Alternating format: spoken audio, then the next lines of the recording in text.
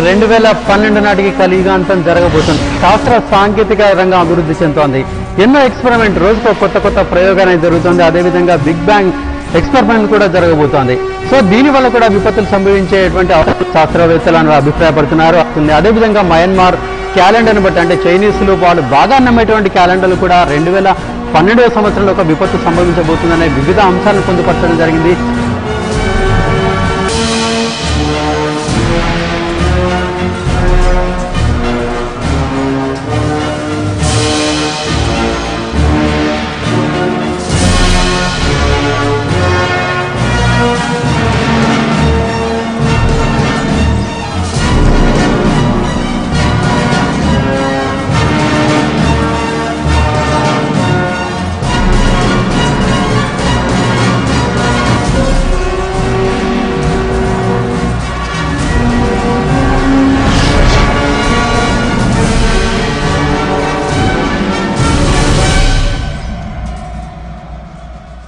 TV9, TV5, iNews, ఇంకా ఎన్ని TV channels ఉన్నాయో, ఎవరైనా 2012 డిసెంబర్ 21న యుగాంతం జరుగుతుందనే మీ బుద్ధిహీనుడైన శాస్త్రవేత్తలు తీసుకొని వేదిక మీదకి రండి.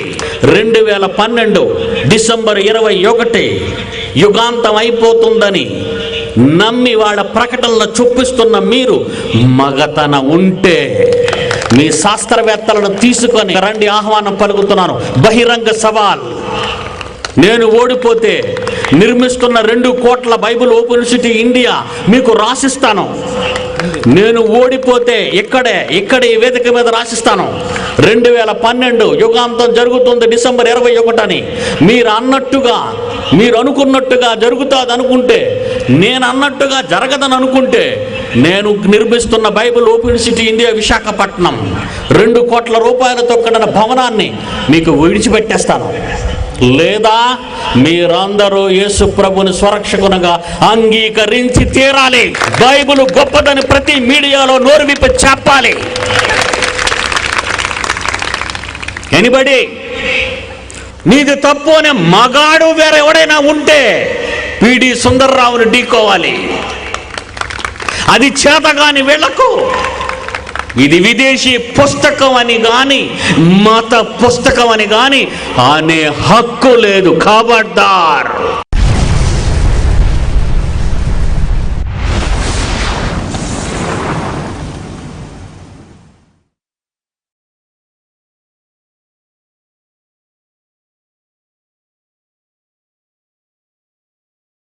బైబిల్ ఆధునిక శాస్త్రాలను అధిగమించినదని నిరూపిస్తూ క్రీస్తును, బైబిల్ను తప్పుడుగా మాట్లాడుతున్న వారిని సవాల్ చేసి, వాదించి, ఓడించి, ప్రపంచ మేధావులారా ఖబర్దార్ అంటూ సింహగర్జన చేస్తున్న జయశాలి, జయశాలి, జయశాలి.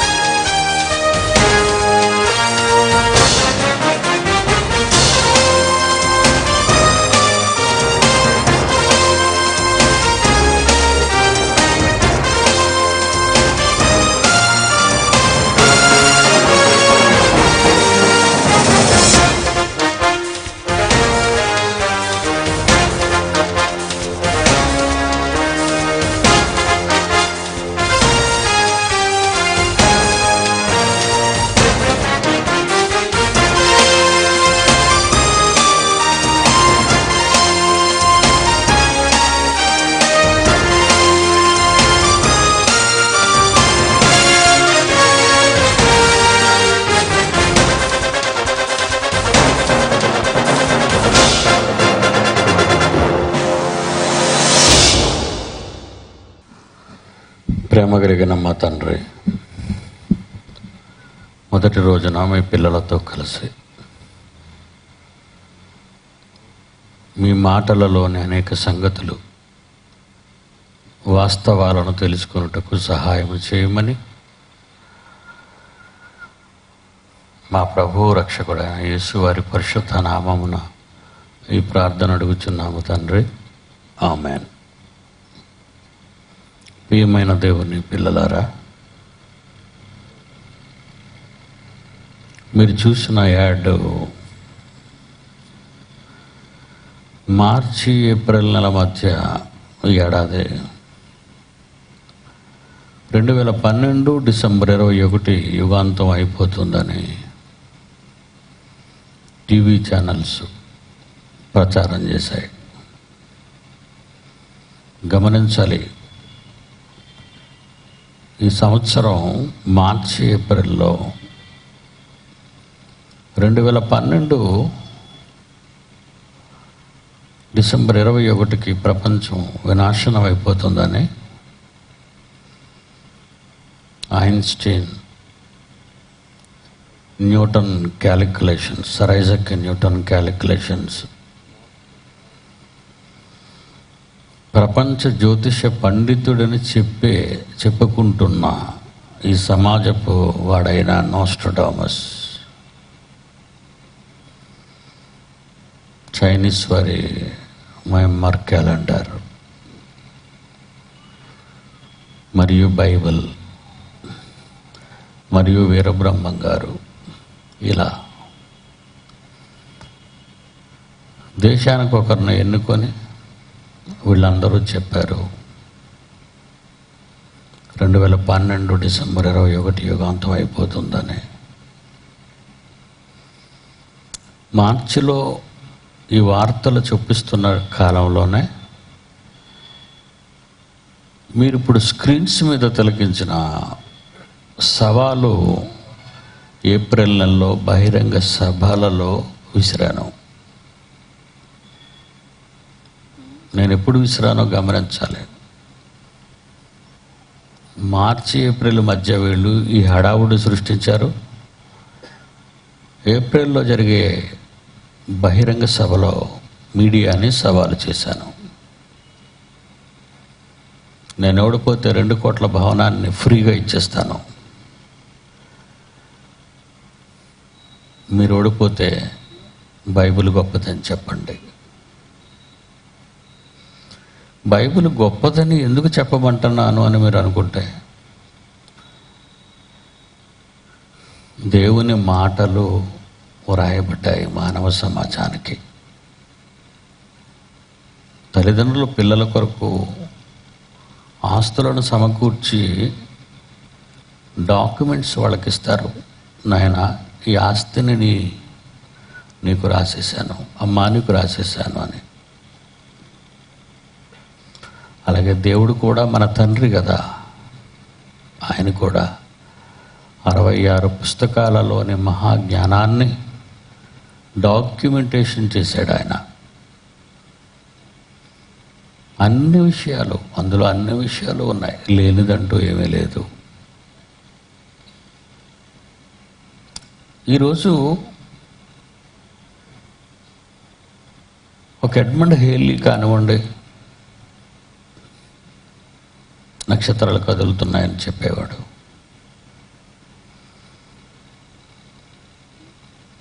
ఒక ఐన్స్టీన్ కానివ్వండి, అణు సిద్ధాంతాన్ని ప్రతిపాదించినవాడు.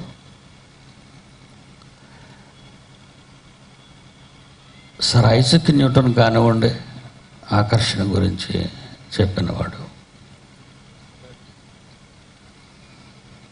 ప్రపంచంలో శాస్త్రవేత్తలు అనేవాళ్ళు బైబిలులోని వాటినే తీసుకొని ఇవి మేము బైబిల్ నుండి తీసామని చెప్పకుండా, ఇది ఐన్స్టీన్ థియరీ, ఇది కోపర్నికస్ థియరీ, ఇది గెలీలియో థియరీ,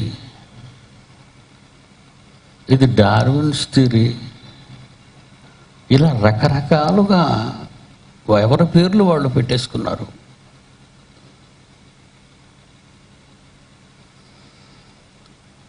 భారతదేశంలో ఈరోజు ఎన్నో విశ్వవిద్యాలయాలు ఉన్నాయి, ఎన్నో కళాశాలలు ఉన్నాయి, ఎన్నో మరి హై స్కూల్స్ ఉన్నాయి, ఎలిమెంటరీ స్కూల్స్ ఉన్నాయి. వాటిలో ఎన్నో పాఠాలు చోటు చేసుకున్నాయి. ఆ పాఠాల్లో ఈ శాస్త్రవేత్తల పేర్లు, వారు ప్రతిపాదించిన సిద్ధాంతాలు బోధిస్తున్నారు పిల్లలకి. ప్రొఫెసర్స్ కానివ్వండి, లెక్చరర్స్ కానివ్వండి. ప్రిన్సిపాల్స్ కానివ్వండి, టీచర్స్ కానివ్వండి.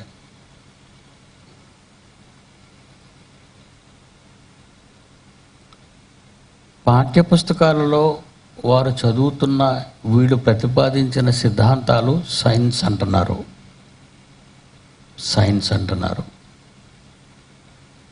బైబిల్ దగ్గరకు వచ్చేసరికి ఇది విదేశీ మత పుస్తకం అంటున్నారు. అక్కడ చాలా బాధ అనిపించిందండి, చాలా బాధపడ్డాను. బైబిల్ని కాపీ చేసి వ్రాసిన, దేవుడు వ్రాయించిన సిద్ధాంతాలను వాళ్ళ పేర్ల మీద బదలాయించుకొని అవి వాళ్ళ సిద్ధాంతాలను చెప్పుకున్నంత మాత్రాన మన దేశంలో వాళ్ళ సిద్ధాంతాలను విదేశాల నుంచి దిగుమతి చేసుకొని పాఠాలుగా చేసుకొని చదువుతున్నారు.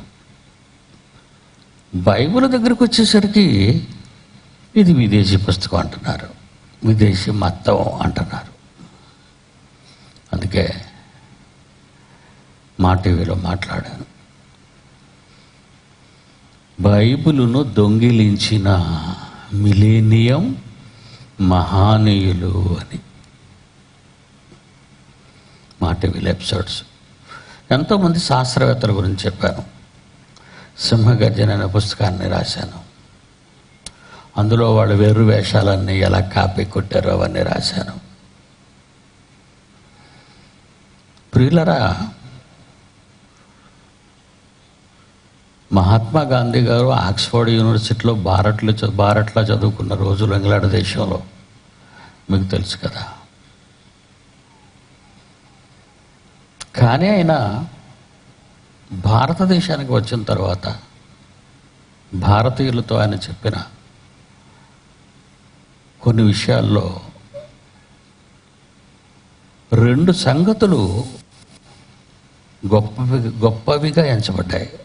ఒకటి, నీ కుడి చెంప మీద కొట్టువానికి ఎడమ చెంప తిప్పు అన్నాడు భారతదేశంలో గాంధీ మహాత్ముడు. ఎందుకంటే ఆయన ఇంగ్లాండ్ దేశంలో కదా చదువుకున్నాడు, బైబిల్ చదివేశాడు. తర్వాత గాడ్సే అతన్ని చంపడం మనకు తెలుసు చరిత్రలో.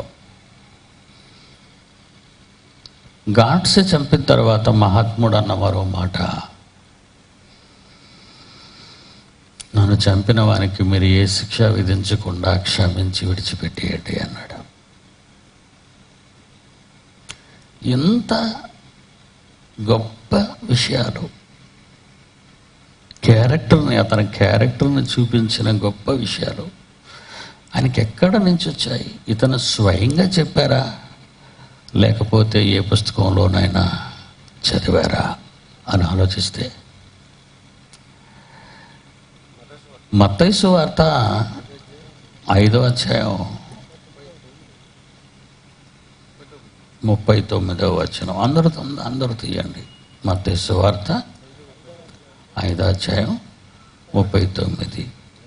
యేసుప్రభు వారు 30వ ఏట చెబుతున్న మాట ఇది. అప్పుడు ఆయన వయస్సు 30, అంటే క్రీస్తు శకం 30. క్రీస్తు శకం 30లో చెప్తున్నారు. ఏమని చెప్తున్నారో చూడండి. నేను మీతో చెప్పినదేమనగా, దుష్టుని ఎదిరించకండి, ఎవరైనా మిమ్మల్ని కుడి చెంప మీద కొడితే మీ ఎడమ చెంప కూడా అతని వైపు తిప్పండి అన్నాడు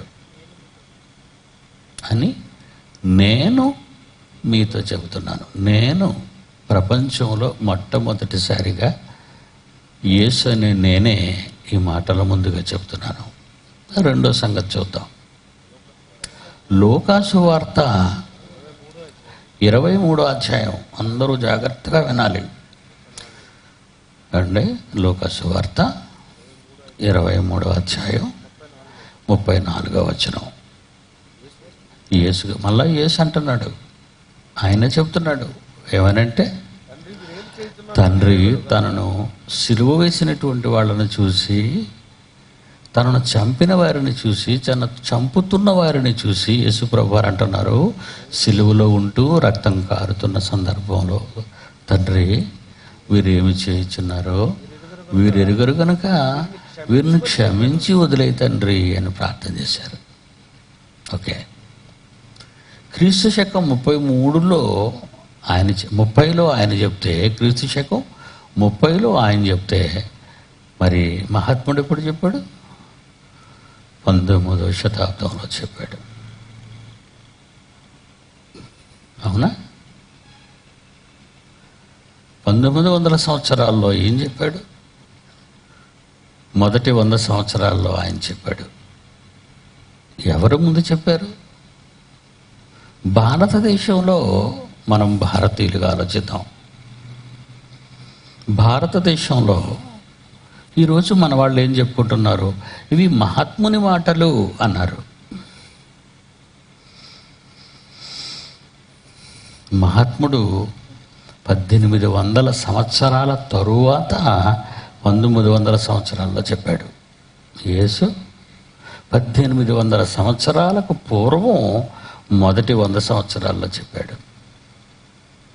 ఇది బైబిల్లోని మాటే మహాత్ముడు చెప్పాడు అని మన భారతీయులు నమ్ముతారా? లేదా ఇది విదేశీ మాటలు అని మహాత్ముడు చెప్పిన మాటల్ని పక్కన పెడుతున్నారా? లేదు. ప్రియులారా, బైబిల్ ఎంత గొప్పది, ఎందరో మహనీయులకు ఆదర్శవంతమైనది. భారతదేశంలో సుమారు 2 సంవత్సరాల క్రితం పార్లమెంట్లో ఒక శాసనాన్ని చేయాలనుకున్నారు. భారతదేశంలో, మన దేశంలో ఒక చట్టాన్ని చేయాలనుకున్నారు. ఆ చట్టం ఏంటో తెలుసా? ఒకే ఒక్కడు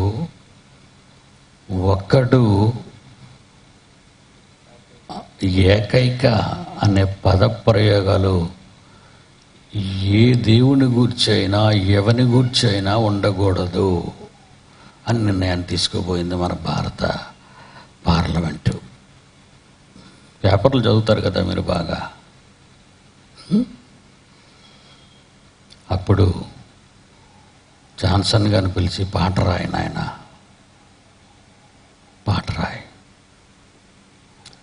నోబెల్ బహుమతులు చాలామందికి వచ్చాయి ప్రపంచంలో. ఆస్కార్ అవార్డులు చాలామందికి వచ్చాయి ప్రపంచంలో. భారతరత్నలు ఇండియా దేశంలో చాలామందికి వచ్చాయి. అర్జున్ అవార్డులు, పద్మభూషణ్, పద్మశ్రీ. కానీ ప్రపంచంలో ఎవరు ఎక్కడ తీసుకొనని ఏకైక ఒకే బిరుదు ప్రపంచంలో ఒకరికే దక్కింది, లైట్స్ ఆఫ్.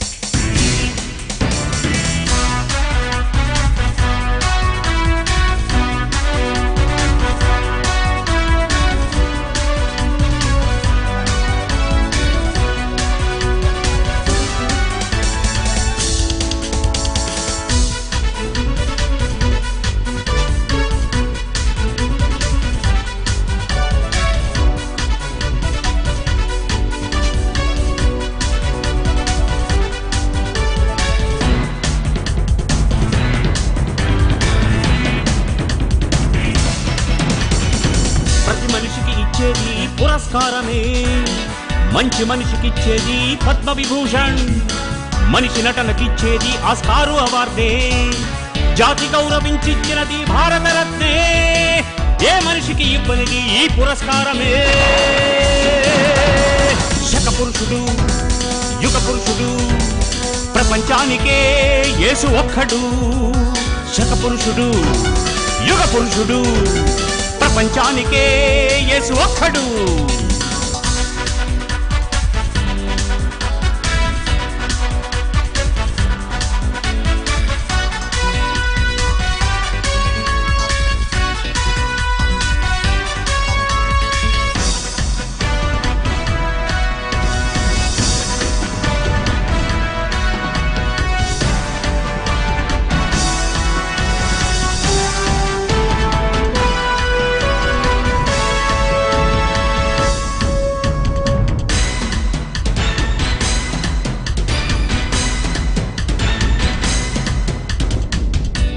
అరిస్టాటిల్ ఉన్నాడు, ప్లేటో ఉన్నాడు, అలెగ్జాండర్ అశోకుడు, ఎందరో ఉన్నారు. జ్ఞానులని అన్నారు, రాజులని పిలిచారు, చరిత్రలో జరిగిపోని చిరంజీవులయ్యారు. అధికారం ఎంత ఉన్నా అర్హులు కాలేదు, సర్వాధికారులైన శకపురుషులు కాలేదు. క్రీస్తే శకపురుషుడు, క్రీస్తే యుగ పురుషుడు, ప్రపంచానికే యేసు ఒక్కడు. శకపురుషుడు, యుగ పురుషుడు, ప్రపంచానికే యేసు ఒక్కడు. ప్రతి మనిషికి ఇచ్చేది పురస్కారమే, మంచి మనిషికిచ్చేది పద్మ విభూషణ్, మనిషి నటనకిచ్చేది ఆస్కారు అవార్డే, జాతి గౌరవించిచ్చినది భారతరత్నే. ఏ మనిషికి ఇవ్వనిది ఈ పురస్కారమే. శకపురుషుడు, యుగ పురుషుడు, ప్రపంచానికే యేసు ఒక్కడు. శకపురుషుడు, యుగ పురుషుడు, ప్రపంచానికే యేసు ఒక్కడు.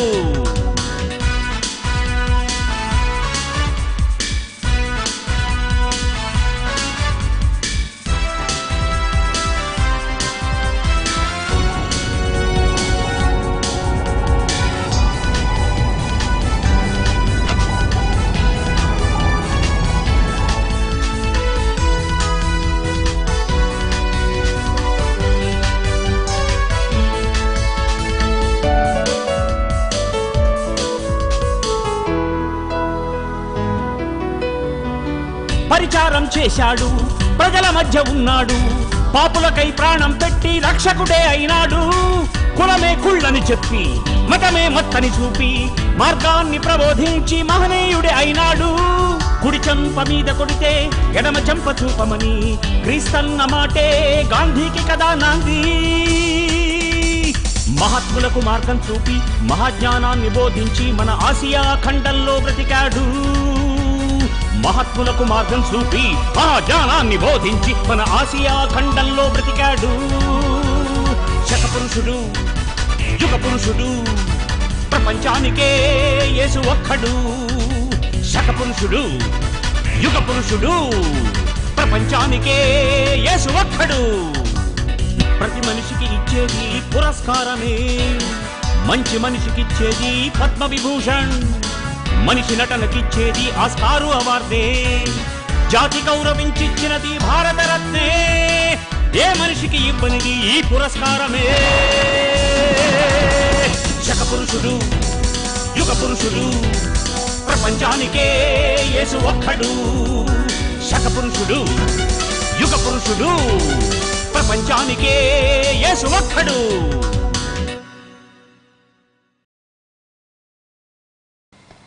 7/12/2009 ఎవరిని బట్టి ఈ కాలాన్ని ప్రపంచం లెక్కిస్తుంది?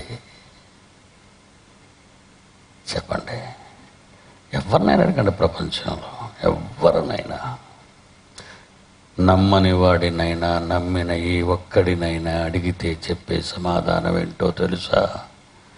క్రీస్తు పూర్వం, క్రీస్తు శకం. ఒక్కడే, వన్ అండ్ ఓన్లీ, ఏకైక.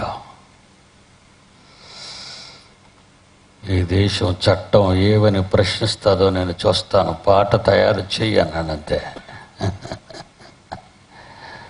ఏం చేయగలదు ఈ చట్టం? కాదంటదా? దేవుని పిల్లలారా,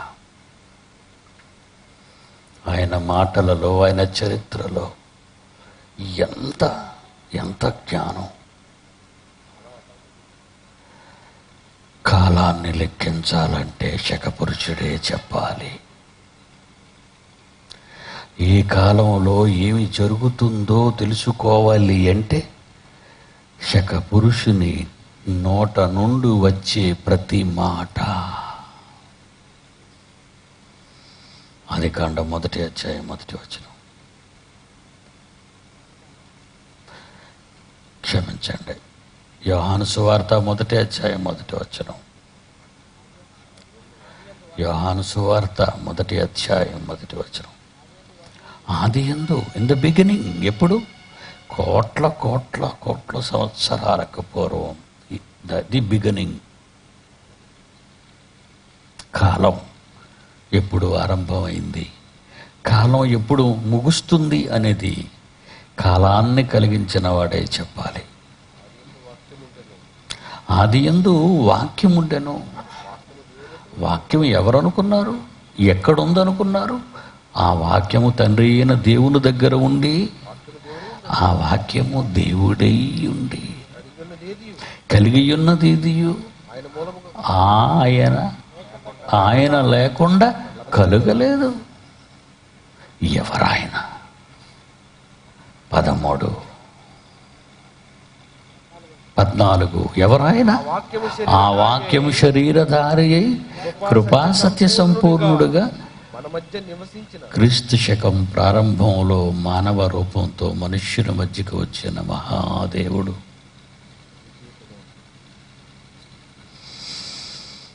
ఆలోచించారు కదా. బైబిల్ మత పుస్తకమా? నో. విదేశీ దిగుమతి పుస్తకమా? నో. ప్రాథమిక పాఠశాల నుండి విశ్వవిద్యాలయాల వరకు బోధించవలసిన ఎన్నో సంగతులు 66 పుస్తకాలలో నిక్షిప్తమై ఉన్న మహాజ్ఞాన గ్రంథం. అది అర్థం కావాలి. అర్థం కాకపోతే అది మత పుస్తకమే అవుతుంది. అర్థమైతే అది మహాజ్ఞానమై కనబడుతుంది. దేవుని పిల్లలారా, శాస్త్రవేత్తల మీద విరుచుకుపడ్డాను. ఇప్పటి వరకు ఎవరేమో అనలేదు. మా న్యూటన్ గారిని ఎందుకు ఇలాగన్నారండి, మా ఐన్స్టీన్ గారిని ఎందుకు ఇలాగన్నారండి, మా జోసెఫ్ ప్రీస్ట్లీని ఎందుకు ఇలాగన్నారండి, జోసెఫ్ గేన్ ఎందుకు ఇలాగన్నారండి, జాన్ బనియన్ ఎందుకు అలాగన్నారండి, షేక్స్పియర్ని ఎందుకు ఇలాగన్నారండి?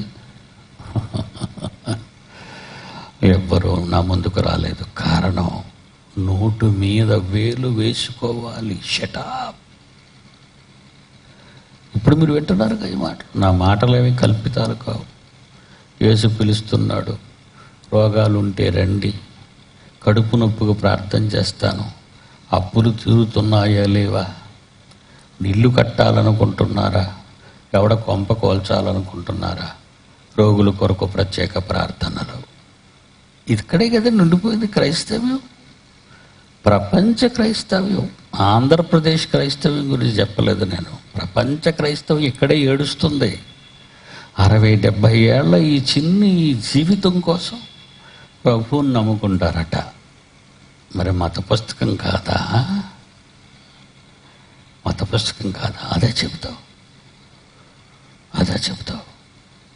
మహాజ్ఞానాన్ని ఎలా చెప్పాడట యేసుక్రీస్తు? మత్తయి సువార్త చూడండి. నేనేమైనా కల్పించి చెప్తున్నానా? రాత్రి నాకు దర్శనంలో చెప్పిన మాటలు చెప్తున్నానా? మత్తయి సువార్త 7వ అధ్యాయం చివరి వచనం.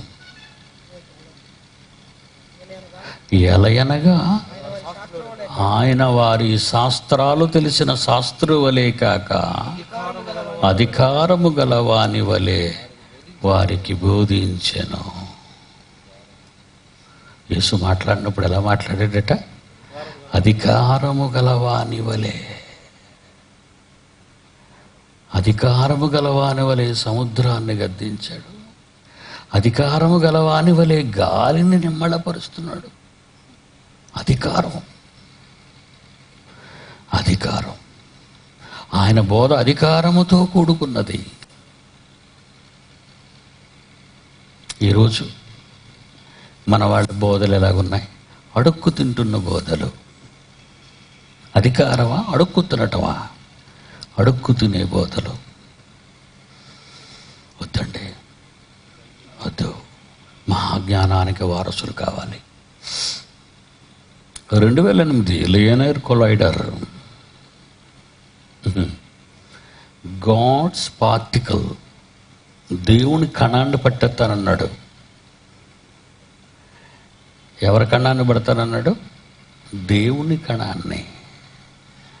దొరికిపోతాడు దేవుడు. ఎంత ప్రాజెక్ట్ వేశారంటే కొన్ని కోట్ల రూపాయలు కొట్టేద్దామని ట్రై చేశారు వీళ్ళంతా, శాస్త్రవేత్తలంతా. దొంగలన్నీ నోరకే అన్నానా?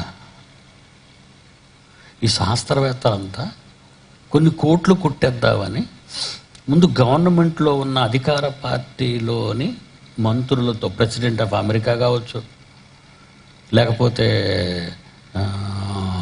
సెనేట్ మెంబర్స్ కావచ్చు, ఆయా దేశాల్లో, మన దేశం అంతా పార్లమెంట్ కావచ్చు, మినిస్టర్స్ కావచ్చు, ఒక ప్రాజెక్టు తయారు చేయడానికి శాస్త్రవేత్తలు, మినిస్టర్స్, రూలింగ్ గవర్నమెంట్ ఏకమై ఎన్ని కోట్లు కావాలి ఈ ప్రాజెక్టుకి? 700 కోట్ల, 1000 కోట్ల అని అడుగుతారు.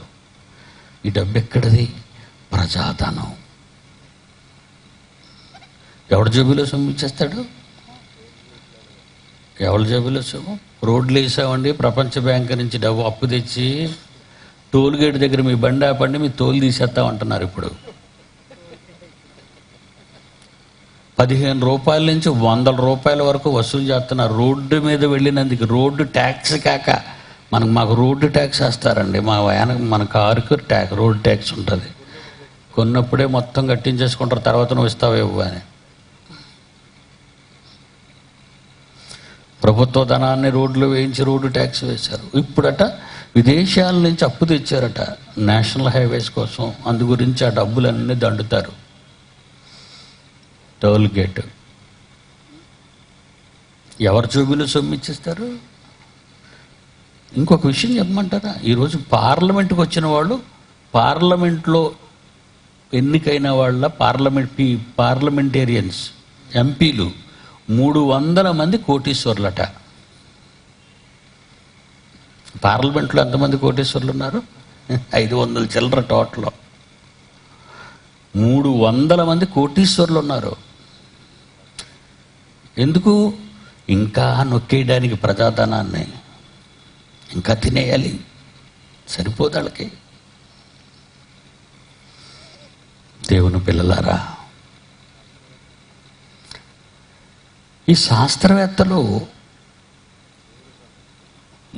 ఇలాంటి వాళ్ళతో ఏకమైపోయి ఒక ప్రాజెక్ట్ చేశారు. అదే లియోనైర్ కొలైడర్.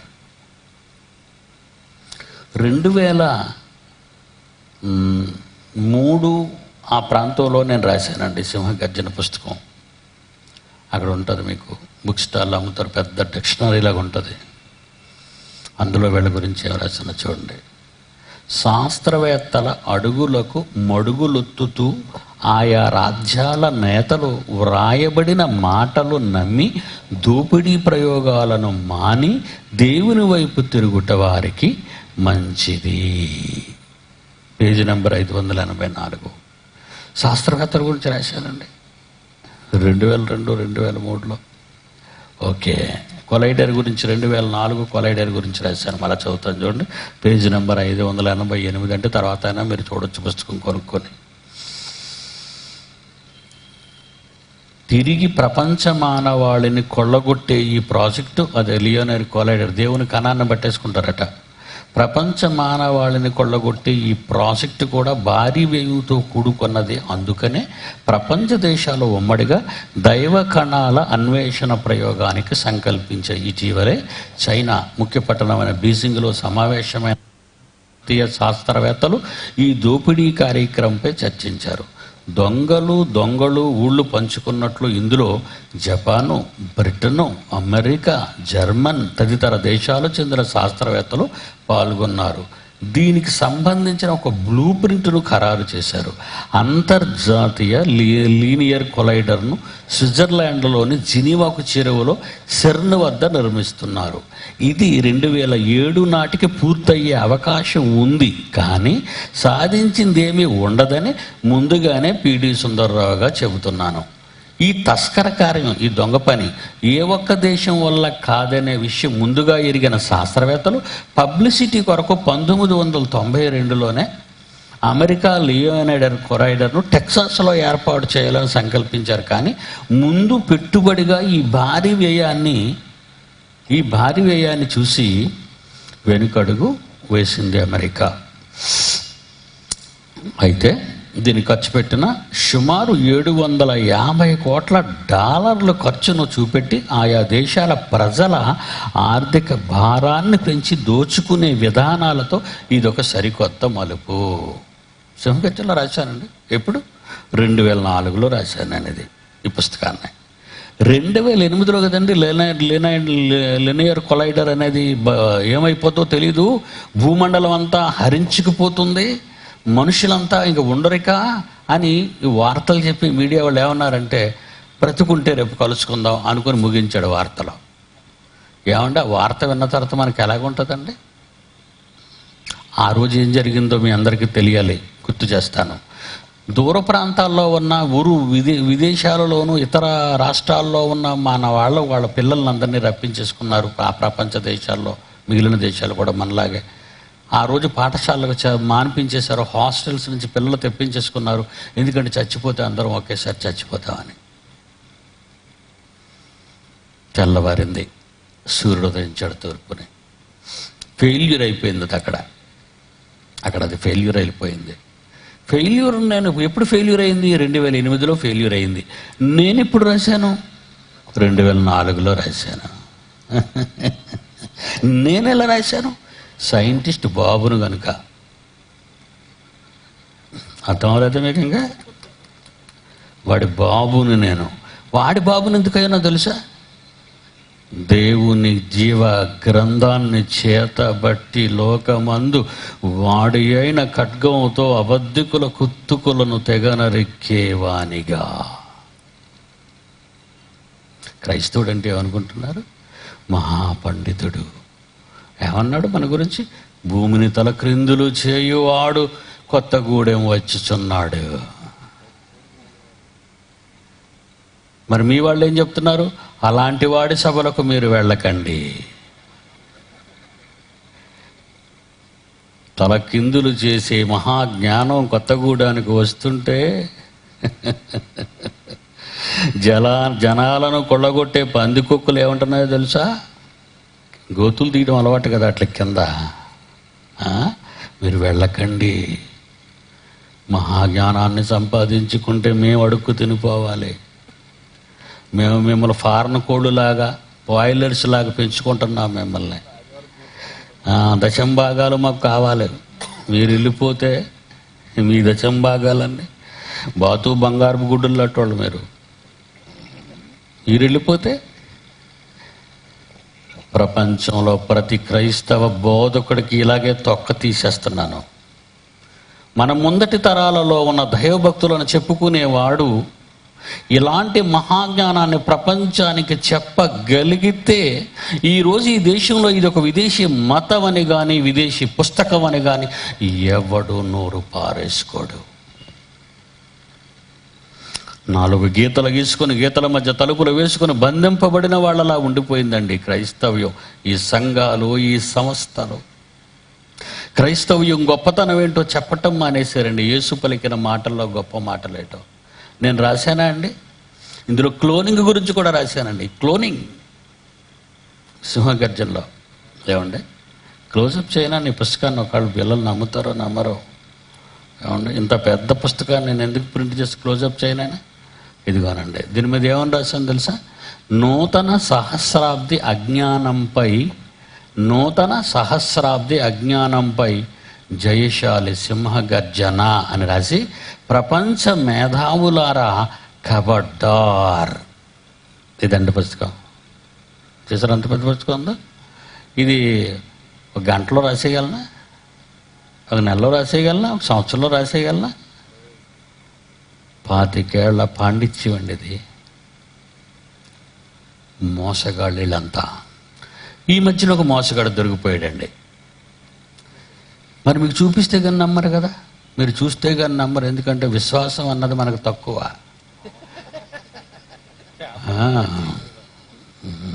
తోమాకు తమ్ముళ్ళం కదా మనమంతా. వేళ్ళు పెడితే కానీ మనకు తెలీదు. కన్ను పడితే కానీ నమ్మం, కంట పడితే కానీ నిజం అనుకోం. ఓకే, క్లోజ్ చేయనైనా కెమెరాని క్లోజ్ చేయ. దగ్గర very good very good very good very good. Cloning hero అయ్యాడు జీరో. క్లోనింగ్ హీరో అయ్యాడు జీరో. ఏంటి ఎలా జీరో అయ్యాడు అనుకుంటున్నారా? చదువుతాను చూడండి. దక్షిణ కొరియా శాస్త్రవేత్త హ్యాంగ్ ఊసుకు 2 ఏళ్ళు జైలు. సైంటిస్ట్ జైలు వేసారా? ఏం చేశాడు? కింద జరుగుతున్న 2వ పాయింట్, నిధుల దారి మళ్లింపును నిర్ధారించిన న్యాయస్థానం. ఈ న్యూస్ ఎప్పుడు అనుకున్నారు? కిందటి నెలదండి, కిందటి నెలది న్యూస్. ఏమండి? నిధుల దారి మళ్లింపును నిర్ధారించిన న్యాయస్థానం సుక్కు పరిశోధనలు బోగస్ అని వెల్లడి. చూసారా? కోట్ల రూపాయలు ఏం చేశారంటే దారి మళ్ళించారట. ఈడొక్కడ కోట్లు అడిగి తెచ్చిస్తారట ఎవరైనా. ప్రభుత్వాన్ని లొంగదీయాలి. ప్రభుత్వం లొంగదీయాలంటే అక్కడ ఉన్నారుగా క్రిమినల్స్, నాయకులు, నేరస్తులు. వాళ్ళు వీళ్ళు ఏకమైపోయి, శాస్త్రవేత్తలు ప్రభుత్వం ఏకమైపోయి కోట్ల రూపాయలు ప్రజాధనాన్ని కొట్టేసి ఈ నిధులన్నీ ఏం చేశాడట? దారి మళ్ళించాడట. మనకి ఈ మధ్యన మరొకటి ఇక్కడ జరుగుతుంది. మీరు ముందుగా చెప్తున్నాను నేను, మీరు నమ్మండి. చంద్రమండలం మీద ప్లాట్లు వేసేస్తున్నారు. మీకు ఏమైనా కావాలా? ఎక్కడేస్తున్నారు ప్లాట్లు? చంద్రమండలం మీద. దీనికి అమెరికా ఎవరికి ఇచ్చిందో తెలుసా కాంట్రాక్ట్? న్యూజిలాండ్కి అట. మన విజయవాడలో చాలామంది కొనుక్కున్నారు, హైదరాబాద్లో కొనుక్కున్నారు, సత్తుపల్లిలో కూడా కొనుక్కున్నారు. ఏమండి? చంద్రమండలం మీద. అమ్మ చిన్నప్పుడు ఎత్తుకుని చందమామ రావే అని చూపించింది. ఈరోజు నేను చంద్రమండలం మీద నా ఫ్లాట్ ఉంది. 1 ఎకరం కొంటే 1 ఎకరం ఫ్రీ. చూసారా? బంపరు. ఎప్పటికైనా నేను కానీ నా తర్వాత నా పిల్లలు కానీ వెళ్ళకపోతారా అని. ఏనైనా ఇక హాలీవుడ్లో, ఏమండి, హాలీవుడ్లో జాన్ ట్రవాల్టా అనేవాడు కొనేశాడు, టామ్ క్రూయిజ్ అనేవాడు కొనేశాడు. ఇటు హాలీవుడ్ హీరోస్ అంటే వీళ్ళు. బిల్ క్లింటన్ కూడా నొక్కేశాడు 2-3 ప్లాట్లు. చూసారా? ఏమండి, మీరు ఇక్కడ ఉండాలా అక్కడ ఉండాలా? మనం ఎక్కడుంటే బాగుంటుంది? చౌడు నేలండి అది. గాలి లేదు, నీరు లేదు, జీవి నివాస యోగ్యమైన నేల కాదు. వాళ్ళ అమ్మటం, వీళ్ళు కొనటం అండి. ఎంత చిత్రంగా ఉందండి. ఇదిగో మన వాళ్ళు ఇస్రో వాళ్ళు మరో ప్రయోగం చేస్తున్నారు. చంద్రయాన్ విహారయాత్ర. వెళ్తే రారు మనోళ్ళు, ఇస్రో వాళ్ళు. ఎందుకండి అక్కడ ఈ చంద్రుని ఇక్కడి నుంచి చూస్తే తెలీదా నీకు? పెద్ద పవర్ఫుల్ బైనాక్యులర్ ఒకటి కొనుక్కోపోని దాంతో చూడు, ఏం లేదు అక్కడ. భయంకరమైన చీకట పెడితే -100 సెంటీగ్రేడు. ఈ శరీరం తట్టుకోలేదు. వీళ్ళకంటే ముందు అమెరికా వాడు 1967 వెళ్ళట్టున్నాడు. 69 వెళ్ళాడు అమెరికా. నీల్ ఆర్మ్స్ట్రాంగ్. అక్కడి నుంచి ఏం తెచ్చాడు? జోబీలో రాళ్ళు వేసుకొచ్చాడు. ఆ రాళ్ల పేరు ఏమని పెట్టారు తెలిసిన? చంద్రశిలలు. పారేసిన రాళ్ళు అంటే బాగోదని చంద్రశిలలు. నిజంగా చంద్రుడి మీద తెచ్చిన శిలేనా లేకపోతే ఏమైనా మేకప్ చేశారా? అవి మ్యూజియంలో పెట్టారు. 1969 నుంచి 2009 వరకు అమెరికాలో మ్యూజియంలో పెట్టారు. జనాలు ఎగబాకేశారండి ఆ చంద్రశిల చూడడానికి. చిన్న చిన్న రాళ్ళు ముక్కలండి. వాళ్ళే ఏమీ తెచ్చుకోలేకపోయారు. మన ఇండియా వాళ్ళకి ఏం పైనండి? దూరం నుంచి చూస్తారు అందంగాన. ఏం కనబడుతుంది? పచ్చటి మైదానాలు ఉన్న ఈ భూగోళం, ప్రవహించే సెలయేళ్లున్న ఈ భూ వాతావరణం, పరుగులెత్తే ఎన్నో జీవరాశులు, ఆకాశాన్ని ఎగిరే ఎన్నో పక్షులు, మానవ నివాస యోగ్యమైన ఈ భూగోళం మీద ఆనందంగా ఉండటానికి బదులు ఎందుకయ్యా ఇవన్నీ? ఎందుకు ఇవన్నీ? బైబిల్ ఎంత గొప్పదంటే, అపోస్తల కార్యాలు 17వ అధ్యాయం, అపోస్తల కార్యాలు 17వ అధ్యాయము 26వ వచనం చూడండి. ఆయన యావత్తు భూమి మీద కాపురముండుటకు, భూమి మీద కాపురముండుటకు, భూమి మీద కాపురముండుటకు, భూమి మీద కాపురముండుటకు, చంద్రుడి మీద కాదు, అంగారకుడి మీద కాదు, గ్రహాలలో కాదు, నక్షత్రాలలో కాదు, అంతరిక్షంలో కాదు, యావత్తు భూమి మీద కాపురముండుటకు ఒక మనుష్యుని ద్వారా ప్రతి జాతి మనుషులను సృష్టించి, వారు ఒకవేళ దేవునిని తడవులాడి కనుగొందురేమో అని నన్ను ఆయనను వెతుకు నిమిత్తము నిర్ణయ కాలాన్ని, నివాస భూమి యొక్క పొలిమేరలను ఏర్పరిచాడు. దాటావా, గ్రావిటీ పోద్ది, అక్కడి నుంచి నువ్వు పోతావు అన్నాడు. అంతే. కల్పన చావలా కల్పనగానే మిగిలిపోయింది. అమెరికాలో మాత్రం ఒక వీధికి పేరు పెట్టారట, అప్పుడు పేరు చచ్చిన తర్వాత. ఎందుకండి? కీర్తనల గ్రంథం 115వ అధ్యాయం, కీర్తనల గ్రంథము 115వ అధ్యాయం 16వ వచనం. ఆకాశములు, అందులో ఉన్నవి, ఆకాశం చాలా ఉన్నాయి, కోటాను కోట్ల నక్షత్రాలు ఉన్నాయి, ఎన్నో పవర్స్, శక్తులు ఉన్నాయి ఆకాశం ముందు. 90% డార్క్ మ్యాటర్, చీకటి పదార్థం ఉంది. వింటున్నారా? జాగ్రత్తగా వినండి. హల్లెలూయా హల్లెలూయా అని కేకలేయటం కాదు. ఈయన అంతా సైన్స్ చెప్తాడండి. మరి ఏం చెప్పమంటావు నీకు? బైబిల్లో మరి అయ్యనేది రాశాడు. ఆకాశాల గురించి, భూమి గురించి, అంతరిక్షాల గురించి, గెలాక్సీ. ఏ రోజు నీకు చదివితే బాగున్నావు, బైబిల్ అర్థమయ్యేది. 4 వాక్యాలు కండదా పెడతావు, అలా పిల్లని కూడా ఊగుతుంటావు వెళ్ళిన దగ్గర. అలా నీకు అంతకంటే ఏం రాదు, నీకు ఎవరు నేర్పించలేదు కదా. ఇలాంటి మహాజ్ఞానాన్ని నేర్చుకోవాలంటే Bible open university India international. నేనేమంటుంటాను తెలుసు, ఇప్పుడు తిరుపతి యూనివర్సిటీని మూసేయండి, గుంటూరులో నాగార్జున యూనివర్సిటీని మూసేయండి, విశాఖపట్నంలో ఆంధ్ర యూనివర్సిటీని మూసేయండి, హైదరాబాద్లో ఉస్మానియా యూనివర్సిటీని మూసేయండి. ఎందుకు మూసేయమంటున్నాను? ఏమి నేర్పిస్తారు? కప్ప జీవిత చరిత్ర, దోమ జీవిత చరిత్ర. ఈ అవసరం నీకు?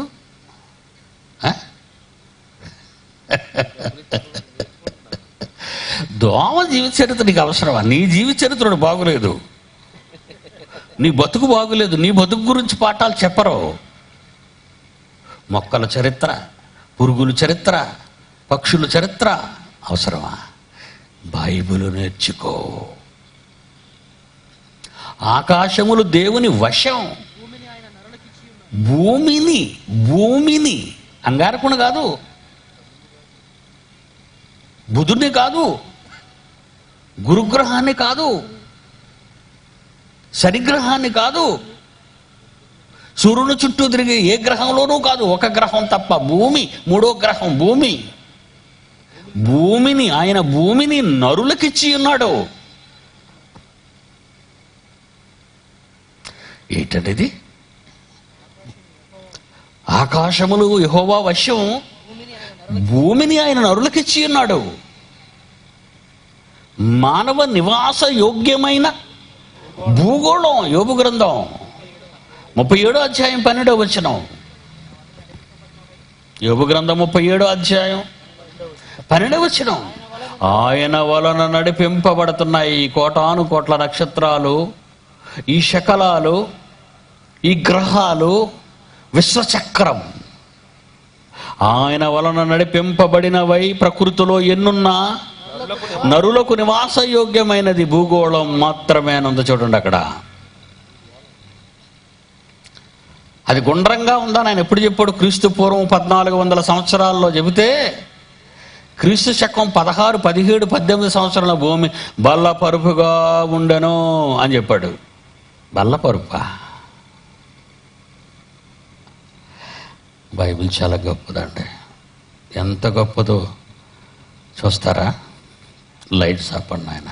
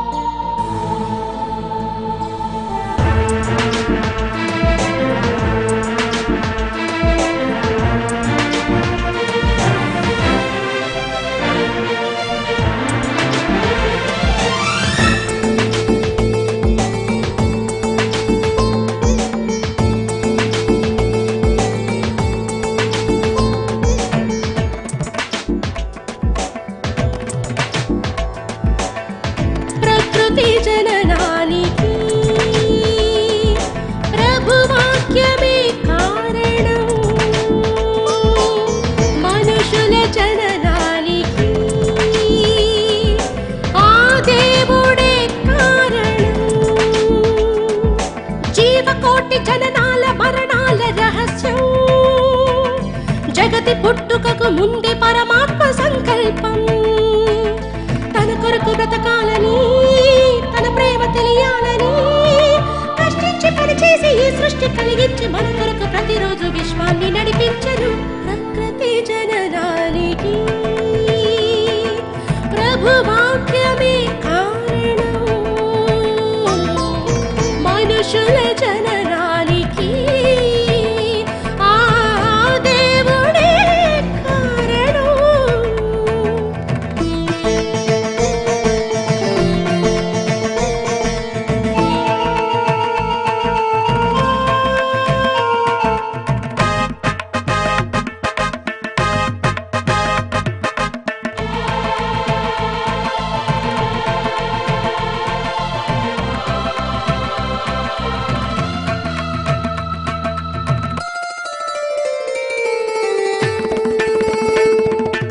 ఈ సృష్టిని పరిశీలించి అదృశ్య శక్తిని తెలుసుకో.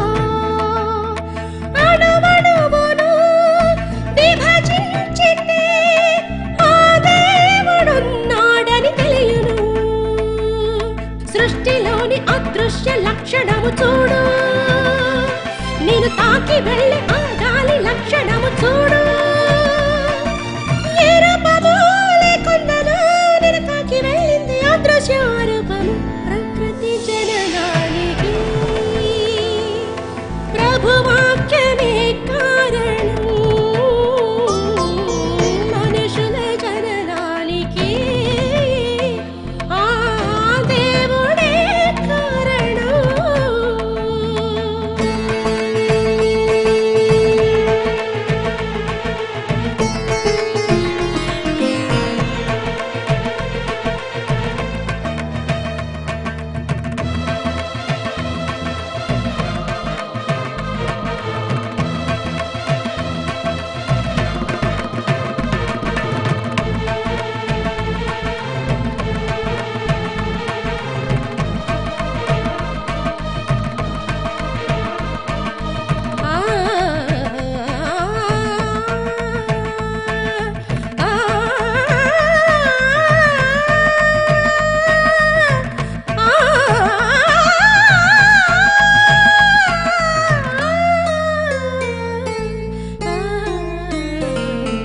ప్రతిదినమును ఉదయించును ఆ సూర్యగమనాన్ని తెలుసుకో. ప్రతి మనిషికి వెలిగించిన ఆ సూర్య శక్తిని తెలుసుకో. నిత్య శక్తి కలిగి ఉన్న దాన్ని చూడు, అంత శక్తి కలిగించే శక్తి ఎవరు? ఆ దేవుడే కలిగించెను, నీ కొరకే సూర్యుని వెలిగించెను. పరమాత్ముడే నడిపించెను, ఉదయాన్ని నీ కొరకు రప్పించెను. ఆ వెలుగు నీ కోసం, ఆ వేడి నీ కోసం, ఈ గాలి నీ కోసం, ఈ నేల నీ కోసం, ఈ నింగి నీ కోసం, ఈ నీరు నీ కోసం, ఈ కాయ నీ కోసం, ఈ పువ్వు నీ కోసం. ఎగిరే ఆ పక్షులను, తిరిగే ఆ జంతువును, పెరిగే ఆ మొక్కలను, సంద్రంలో చేపలను చేసిందెవరో తెలియాలంటే సృష్టిని పరిశీలిస్తే పరమాత్మని చెబుతుంది. అణువణువును విడగొడితే పరమాణువు అవుతుంది, పరమాణువు విడగొడితే శబ్దం పుడుతుంది, శబ్దం వలనే విశ్వం పుట్టిందని చెబుతుంది. దేవుని వాక్యం సృష్టిని చేసిందని చెబుతుంది. కులము కాదు ఇది, మతము కాదు, మత గ్రంథమే కాదు బైబిలు. మహాజ్ఞానమని చదివితే జ్ఞానులైపోతారు అందరూ. విశ్వం పుట్టుక, వృక్షం పుట్టుక, మానవ పుట్టుక, జీవుల పుట్టుక, పక్షుల పుట్టుక, పురుగుల పుట్టుక, జీవమున్న జలచరము పుట్టుకను ముందే తెలిపిన బైబిలు మత గ్రంథం అవుతుందా? సకల శాస్త్రాలు కలిగిన బైబిల్ శాస్త్రం అవుతుందా? సృష్టికర్త వ్రాయించిన గ్రంథం, సృష్టిని గూర్చి తెలిపిన గ్రంథం, జనన మరణాలు తెలిపిన గ్రంథం, దేశ భవిష్యత్తు తెలిపిన గ్రంథం, సకల భాషలలో వెలసిన గ్రంథం బైబిలు. ముద్రించిన వాటిలో మొదటి గ్రంథమే బైబిలు. ఆ వాక్యమే క్రీస్తు యేసని తెలుసుకో. ఇది నమ్మకపోతే రుజువుతో ఎదుర్కో.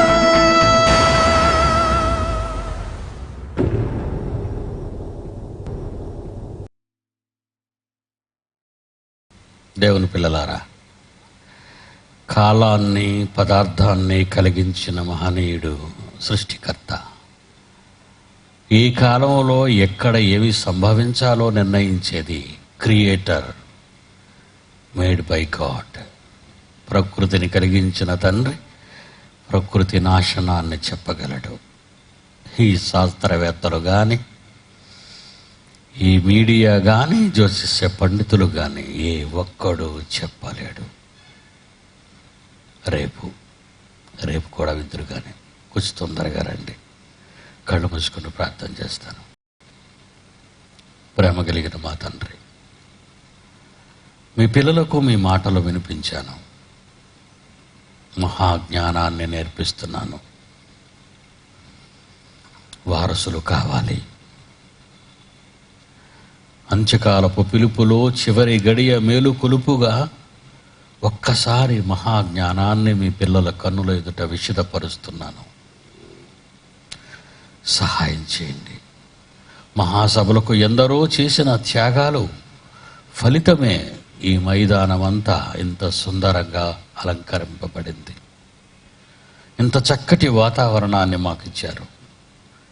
బిడ్డలు పడిన ప్రయాసము నిష్ప్రయోజనము కాకుండా తగిన ఫలము తీసుకొని రాగలుగుటకు సహాయము చేయమని, బిడ్డలు వెళ్ళిచుండగా క్షేమంగా వారి ఇళ్లకు చేర్చమని ప్రార్థిస్తూ, ప్రతి వారి అవసరతను తీర్చమని ప్రాధేయపడుతూ, మా ప్రభువు మా రక్షకుడైన యేసు వారి పరిశుద్ధ నామమున ఈ ప్రార్థన అడుగుచున్నాము తండ్రి.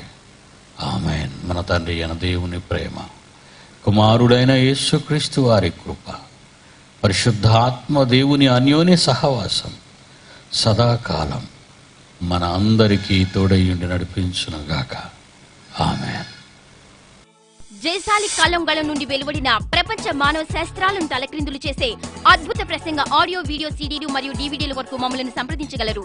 మా చిరునామా Bible open university India international, Akkayapalem, Visakhapatnam, Andhra Pradesh, India. మా ఫోన్ నంబర్స్ 0891274575, 2720027, 2597799. మా వెబ్సైట్ www.bibleverdict.org మరియు మా ఇమెయిల్ vouindia@ed.net.